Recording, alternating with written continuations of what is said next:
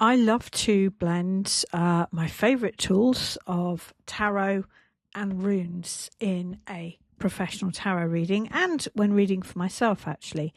And I think that the two tools work together perfectly, with tarot giving the detail and runes giving the broad overview.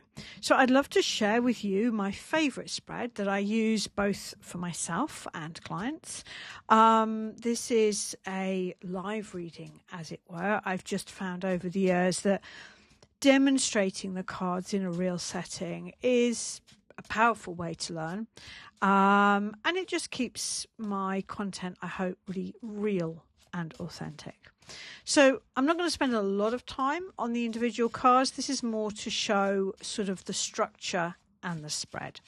So it is my classic 9-card grid, but I'm going to talk a bit more about the specific meanings of the past, present and future cards from a runic perspective. So I don't have a particular question in mind. It's just a general reflection spread looking at the overall picture. I like to cut the deck. For me, this is the moment of clear focus. Remember that, yes, I'm deeply emotionally connected to my deck, but I really think that the power and focus comes from our mind and our intention rather than the deck itself. So the first 3 cards that I pull are for the past. Now, I tend to, though I won't always, place the middle card first. And to me, this is sort of like the defining card, with the cards either side adding detail and depth. So all 3 cards represent my past that is deeply impactful to me at this moment. And from a Norse perspective, these represent the Norn Ud, that which has already happened. And the concept of Ud is linked to fate. And we often think of fate as something written in stone that we can't avoid. But I love this concept of fate because it's suggesting that actually the fate that we have yet to meet is based on our past actions. And I find that concept really powerful.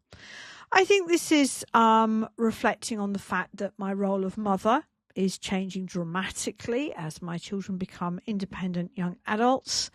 This is a really big change in my life. I've been a very full-time mum for 22 years, and I think I'm struggling to adapt. I think mothers often do at this stage. It's been a really full-time journey, particularly in the later years as a solo mum. In the earlier years, I home educated.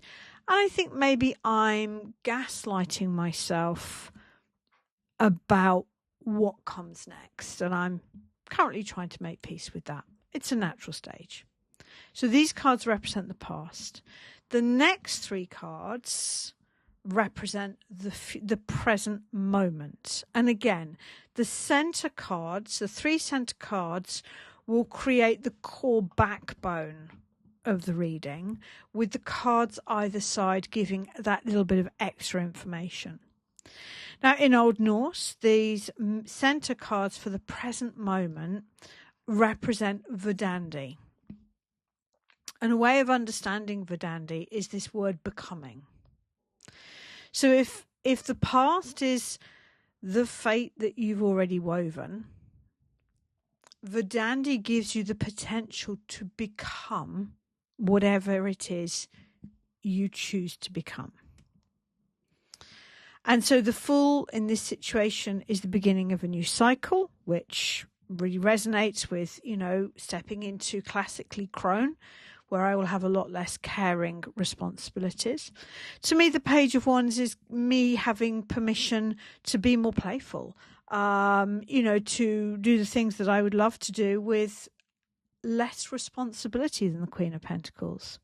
And one of the reasons I love this 9-card grid is that you can read, obviously, both horizontally and vertically. I think the High Priestess is a reminder that I am exhausted, and what I actually crave right now is solitude, time alone, time to reconnect with my spiritual practices. And that feels a bit scary after having been so busy as a mum for so long. But there is this sort of feeling, a need, a pull to just slow down, relax. And I'm wondering whether the Seven of Swords is my workaholic nature, battling, knowing that time spent alone is actually really soulful and what I need right now. So we have the fate that is already written by me, or you if it's your reading. The potential of the present moment. What am I currently becoming? And it is true, I am spending more time alone in a good way, walking, reading, just connecting with myself. And I am definitely booking in fun things that I would like to do predominantly on my own, but in a joyful way. And then the next three cards, of course, are the future. Now, in terms of Norse mythology, these would represent the Norn skuld. And people often translate the word skuld as debt. I think debt doesn't work in modern English. I think the word consequences is a much better word. Our future is in some degree going to include the consequences of the decisions that we have already made. And I find this a really empowering way to understand past, present, future. So looking at the potential and the consequences. The Six of Swords, I really connect with the black pole and trusting my guides, trusting my spiritual path. Both of these two cards, I think, can have an element of travel to them. And one of the things I'm really thinking about is in my 20s, I loved camping. I'm not convinced I can afford a camper van at the moment, but I'm thinking about setting up sort of a camping kit for myself rather than for the family, and trying to do a lot more local travel, a lot more UK travel. I'd really enjoy that. There's definitely a need to release some of the emotions from the past. But actually, when I look at this one card, I don't see it as being a sad card. I see it as being emotional authenticity and honesty. And, as a parent, I've often had to put my own emotions to one side. And I think it's interesting to be moving into a time of my life when I can be more in the moment with my emotions. Well, that's not the best of cards to see for the future. The Five of Pentacles can represent financial difficulties, not having enough. It can reflect burnout and exhaustion. But I wonder whether this is, rather than relating to financial or energy levels, when I link it with these two and the Six of Swords, it feels to me that it's more about finding my new place in life.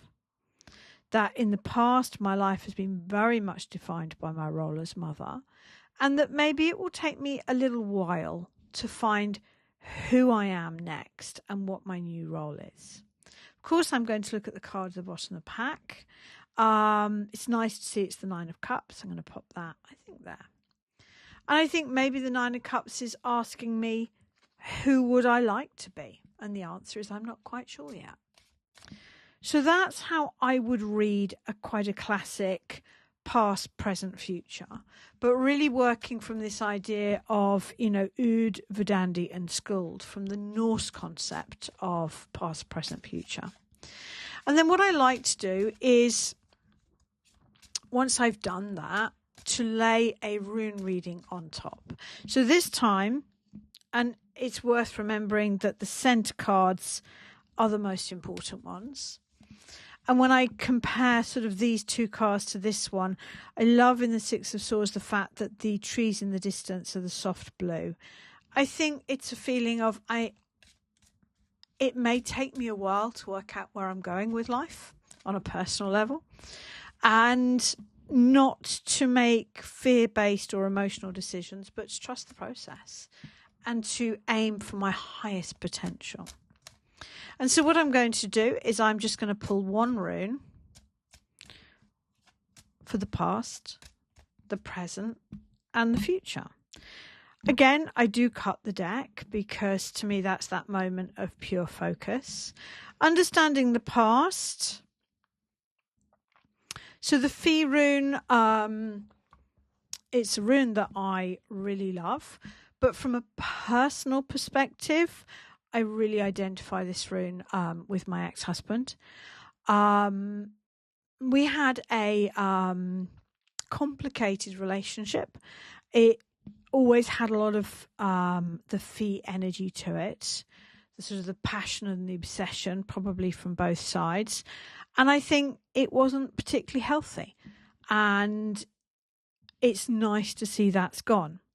Now, the interesting thing is in my rune deck is that each rune is present 3 times. So arguably this rune could appear for the future as well. Well, we've gone from Frey to Freya. Freya is Frey's twin, and this is a rune I personally associate with. It is about magic, it's about feminine power, it's about being true to yourself.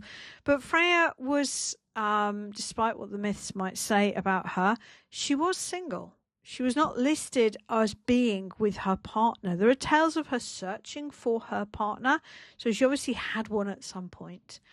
But when we read the myths, she embraces being a single woman, she embraces her own power, and she has the confidence to be and do whatever she wants.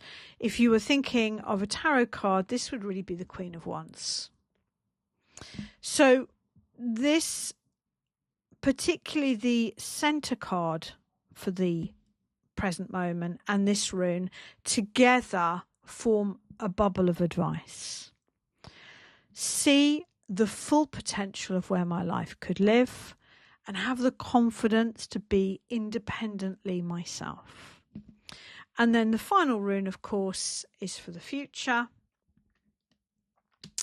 This rune is deeply connected with the winter god Ul. It's about being deeply rooted.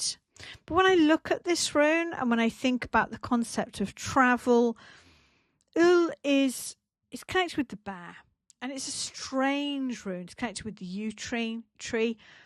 It's connected with both the celebrations of Yuletide, being part of a community, being social, but also the isolation that comes from living in the mountains, the bear in hibernation, and the duality of both. And maybe that's where my life is heading. I don't want to go back to the hermit that I used to be when I lived off-grid. It suited me at the time, but I am a different person now.